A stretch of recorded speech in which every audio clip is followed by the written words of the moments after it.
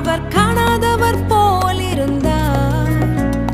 மோரியாவில் ஆபிரகாமை அவர் காணாதவர் போல் இருந்தார். ஈசாக்குக்கு மறுவாழ்வளித்து பாலூகி பெருகச் செய்தார். ஈசாக்குக்கு மறுவாழ்வளித்து பாலூகி பெருகச் செய்தார். அப்புறம் போகிறவர் போல காணப்பட்டாலும் இயேசு அப்புறம் போகிறவர் போல காணப்பட்டாலும்